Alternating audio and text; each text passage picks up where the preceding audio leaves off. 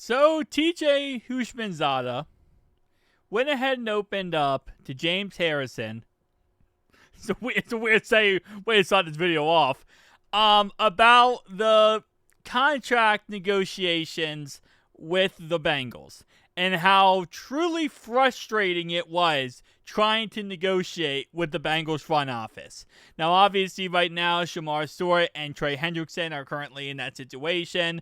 But let's just listen to our boy TJ explain how truly frustrating it is. When I left the Bengals, I had a certain number in my mind. Like when you see yourself here and the team sees you here, it starts to get a little personal. I know when I left the Bengals, it was strictly a financial decision. I'm getting frustrated about like, y'all really offering me this? I was underpaid the last 3 years. And then the Bengals turn around. They signed Lavernius Coles first, got rid of him after 1 year. The next year, they signed Antonio Bryant. That's what it was. So those 2 seasons was $24 million in guaranteed money that they gave to both of them. If they would have given that shit to me, I would have walked from California to Cincinnati to sign that goddamn. Straight up kind of pisses you off because you're calling your agent like, hey, what's going on? They at this number. You think they gonna get up? I don't know. Then he call you a couple days later. You see that, you be like, yeah, something about to happen. What's up?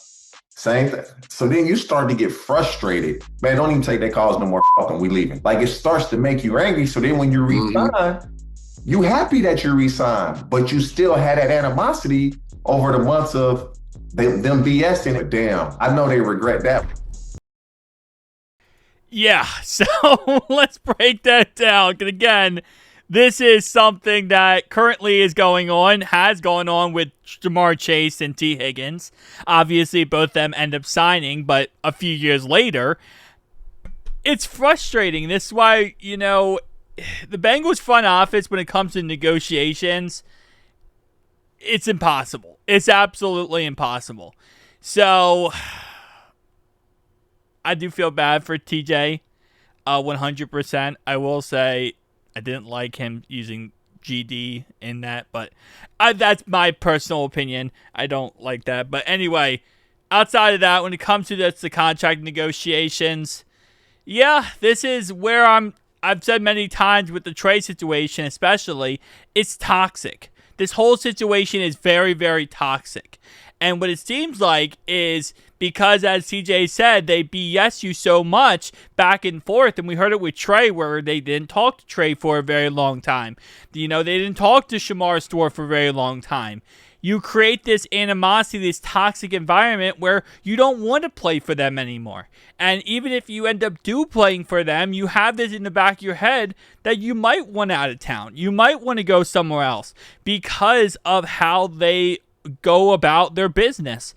And it is what it is. This is why I've said if you want to, fix the situation, you cut the head off the snake. You start from the very top. You fire Duke Tobin. You get rid of Zach Taylor. You get rid of the front office, right? You get rid of everything, and you go straight down. And that's how you're going to figure out and fix all these situations. Because if not, you're not. You're just not going to fix anything if you keep in place Katie Blackburn and what we have right now. That just won't fix anything.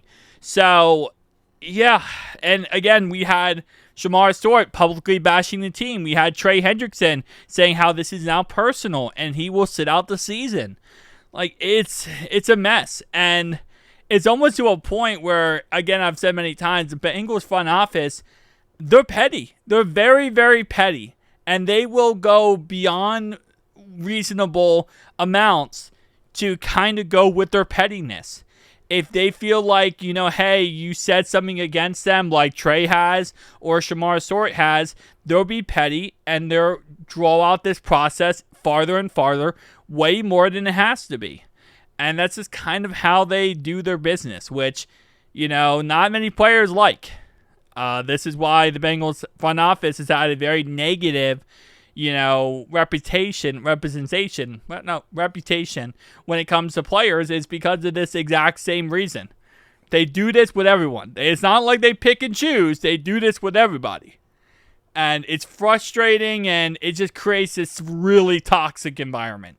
But if you want to fix it, you got to go top down, cut the head off the snake, and just fix it that way, because you're not going to fix it the way you're in right now, which is just hope everything works out.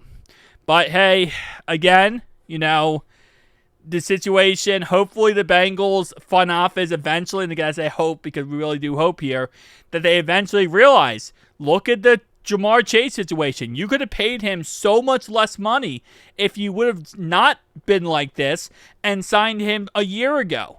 You could have paid T a lot less money, although in the end, Jamar and T's contract are very team-friendly, which I appreciate greatly. But you could have paid him less money. You could have paid Trey less money if you worked out a contract a year ago and didn't sign him to this 2-year deal. There's ways you can really get yourself in a positive situation by not acting like this and not negotiating like this. But I don't see them changing because they haven't changed in ever. Now, I know, again, I know that people are like, well, they changed. They signed Jamar Chase and T. Higgins. Yes, but they did it late. They did exactly the principle they do. This is the principle they go about. They wait too long. They make it way too toxic. They make it way too much of a mind game. To a point, as TJ said, you just say, fluff it. I don't want to be here anymore. Fluff it. I don't want to, deal with them anymore. And that's when they get you. They come in, they get a contract worked out. So, listen, at the end of the day, football is a business. Football is a business. People work out contracts back and forth. It's a business type of situation. I get that 1,000%. But sometimes you just gotta play fair when it comes to the business. There's no reason for all this. It really isn't. And the reason why I say that is because there's, 27 other clubs out there that don't participate in this type of behavior. And yes, I'm going to leave. I think there's 4 other teams that do the exact same situation here as that we do. There's 4 other clubs out there that do this. But other than that, 27 of them don't. And yeah, it's not going to change until you figure out some way to cut the head off the snake and kind of gut the whole organization. Where I'm not saying sell the team, no. What I'm saying is you have to gut, the top down front office. You have to get rid of everyone. You have to replace.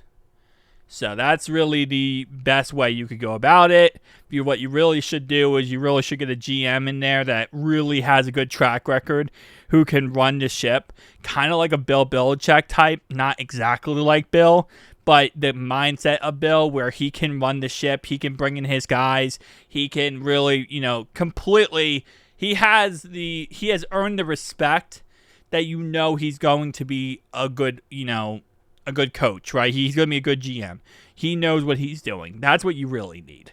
He's going to bring in his own coach. He's going to bring in his own, I would honestly say for defense, I keep Al no matter what. But for offense coordinator, he's going to bring in his own offense coordinator. He's going to bring in his own scouts. He's going to bring in a lot of things. And that's what I would do. That's really what you need. But again, woulda, coulda, shoulda. You got to be hoping, one hand and whatever the motto is. So, tell me down below your thoughts, opinions. See you guys in the next one. Peace out.